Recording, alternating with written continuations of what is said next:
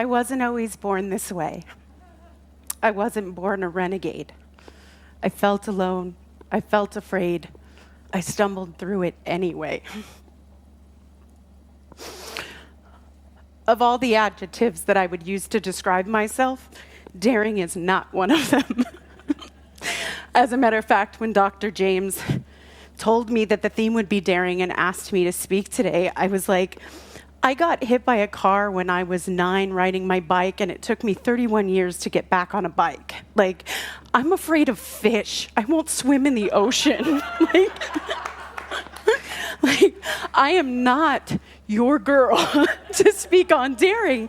I have never made a bet that I didn't hedge first. Like, that's just my dad's favorite story of me is when I was a kid, they took me to a go-kart track, and all of the kids were whipping around this track, driving crazy and crashing into barriers and crashing into each other, and they were going as fast as you can, and there was me going 2 miles an hour, waving as I drove by.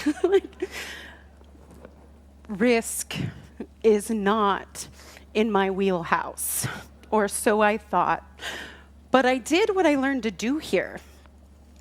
What I learned in this teaching is to just allow daring to move me, to just sit in that energy of daring and to see what showed up in my life. And the first thing that showed up was that song. I had given Dr. James a list of several songs that I had thought about singing or having sung. I'm not daring enough to sing. I had given him the list of songs, and there were a few of them, and they were very, very safe. They were the perfect Sunday song.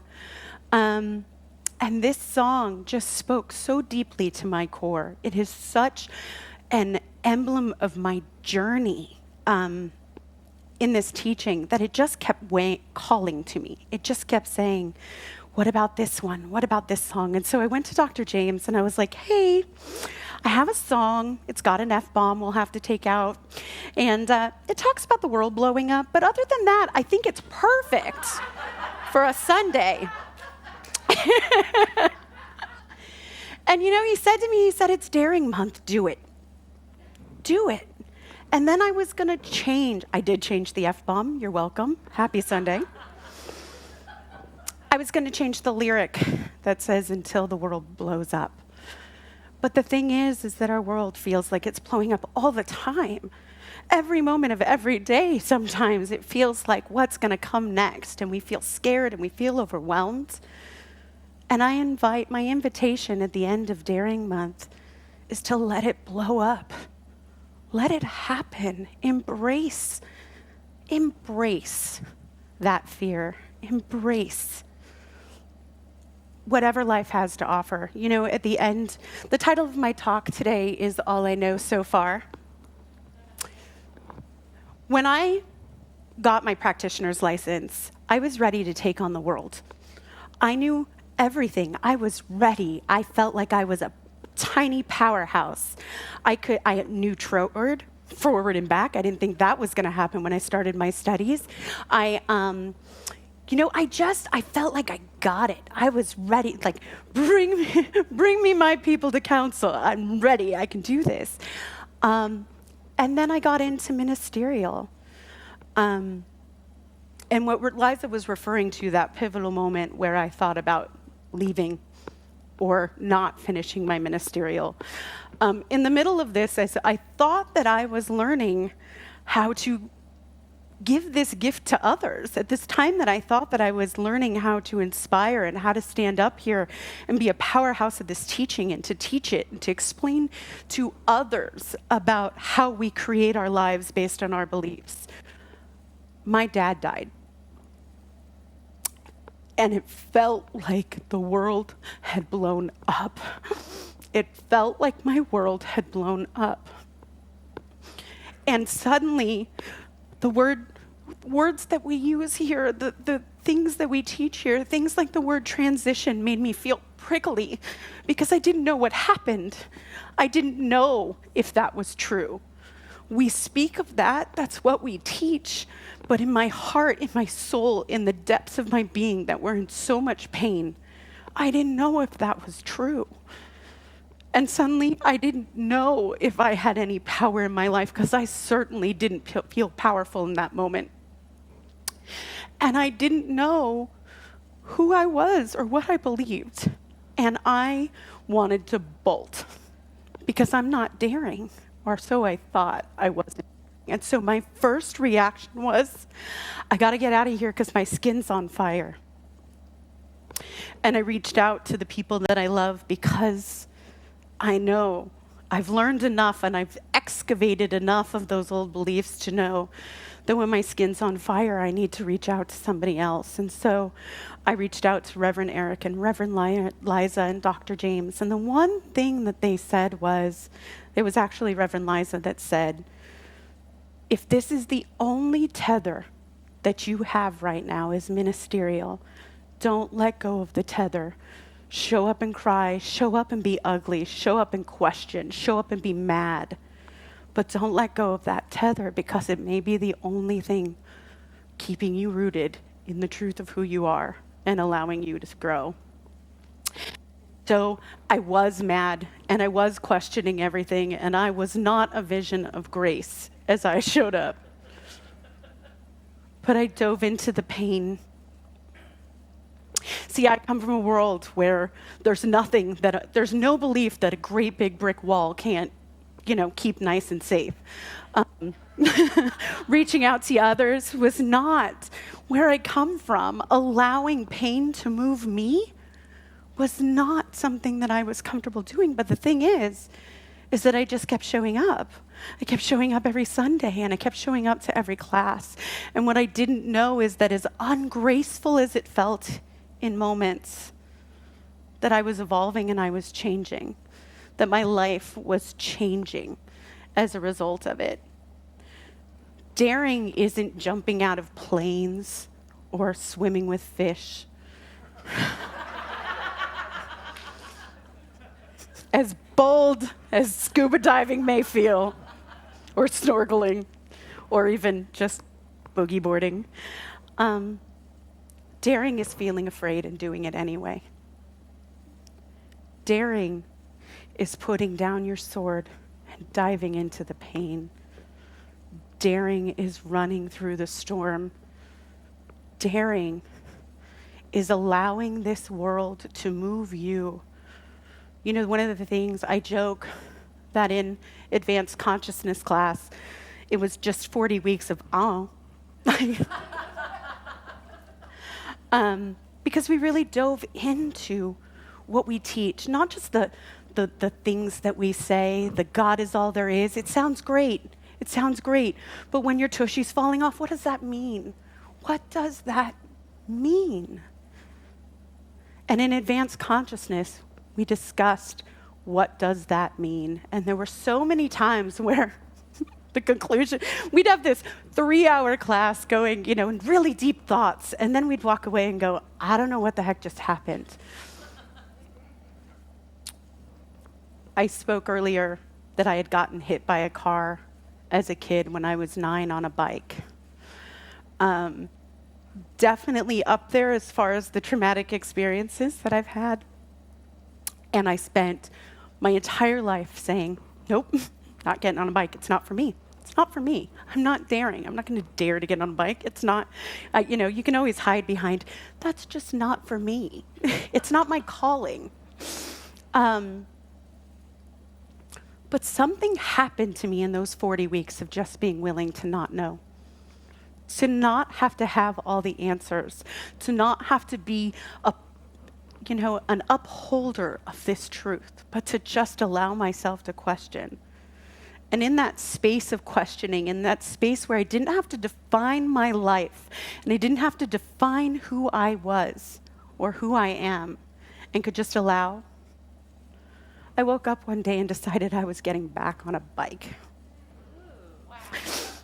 And it wasn't some big monumental burning bush, and it wasn't it wasn't loud. Because that voice inside of us that tells us who we are, that voice inside that says we're bigger than this, it's not a loud voice. It's an inner knowing that whispers, there is more here. There is more here. And so I got up and I got on my daughter's bike. Now I'll tell you, when they say it's like riding a bike, they're lying. Not true, because I got on that bike and I did not just go.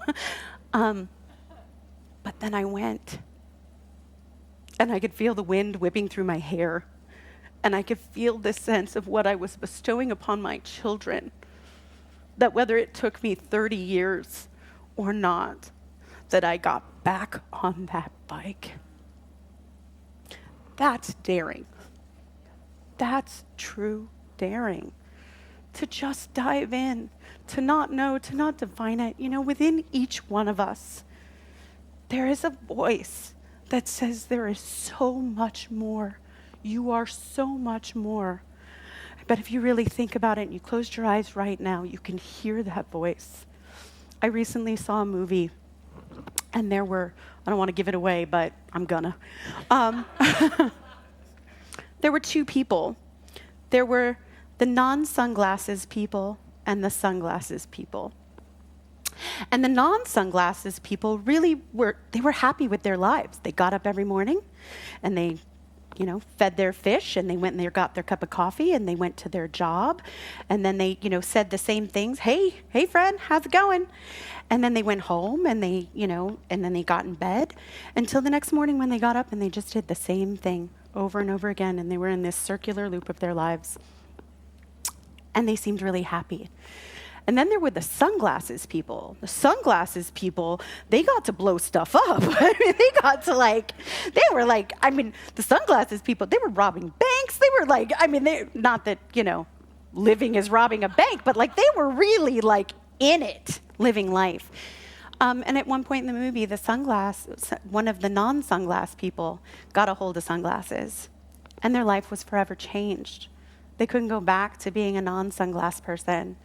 They were, all of a sudden, this world had opened up, and there was more to know and more to do and more to live. And suddenly the old existence, they had evolved, they had changed just by seeing that there was more. And then he went to one of his friends and he said, you gotta put these sunglasses on. There's a whole world out there. But his friend didn't want to put on the glasses. He was happy in his circular life.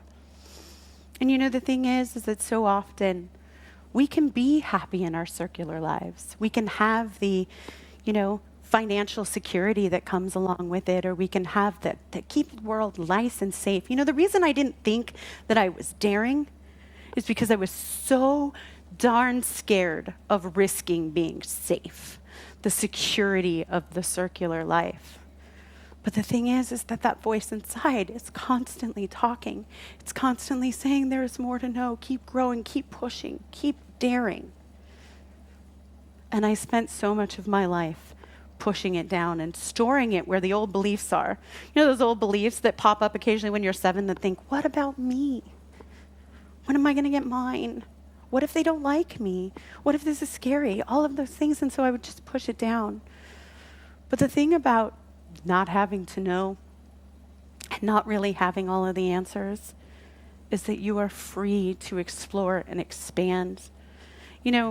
Ernest Holmes says, the world is beginning to learn that it has learned all it should through suffering and pain.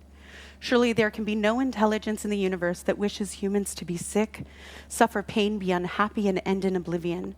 Surely if God or universal intelligence is imbued with goodness, then it could not ordain that humans should ultimately be other than perfect expressions of life. And that's true. We don't have to learn through pain. We are free to put those sunglasses on anytime we want. We are free to grow and evolve and break out. But if the pain shows up, listen to it. Allow it to move you. The other side of that debilitating grief that still shows up. It's not gone. It'll probably be there on some level for the rest of my life. But that debilitating grief that brought me to that place changed my life. It turned me into the woman that is standing here today. I stumbled through it anyway. Dare to stumble through it. Dare. Let them drag you through hell. It also said hell, and I was really excited about that.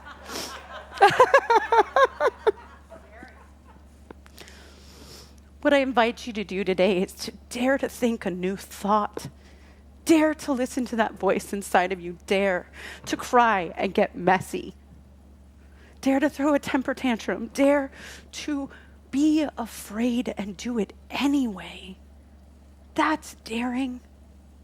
That's amazing. That is the living of life. We are put here to live, and until the world blows up, this is what we have. Blow it up. Blow up the comfort zones. Allow yourself to expand and grow. Stop being afraid. I spent so much of my life afraid to break out, afraid of what would happen on the other side, afraid of what would happen if I got in the ocean.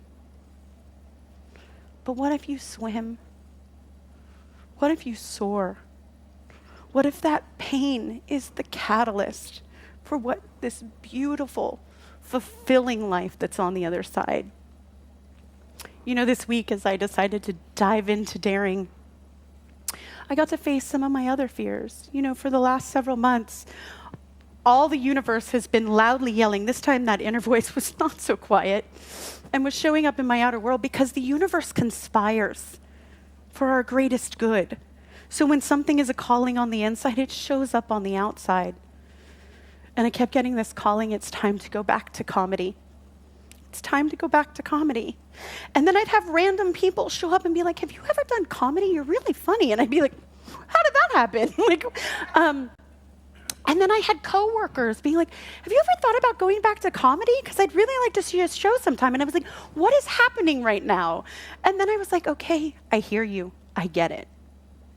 And then I heard, but I'm afraid. I'm afraid.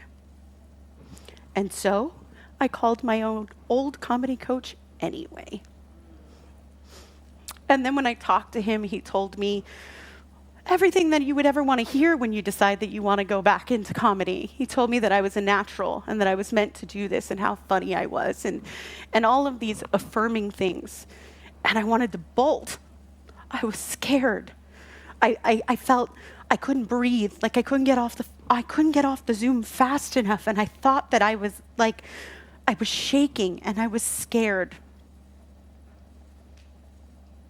And then I did what I did when my dad died, and I called the people that love me and support me. And then I did it anyway, and I signed up, and I have a show scheduled.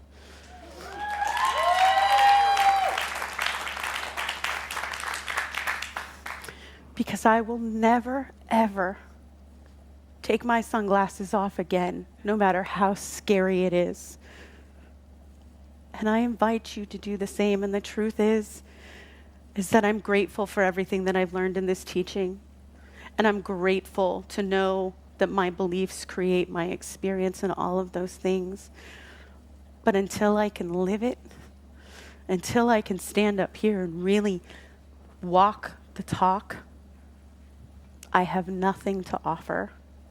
And the truth is that's all I know so far. Namaste.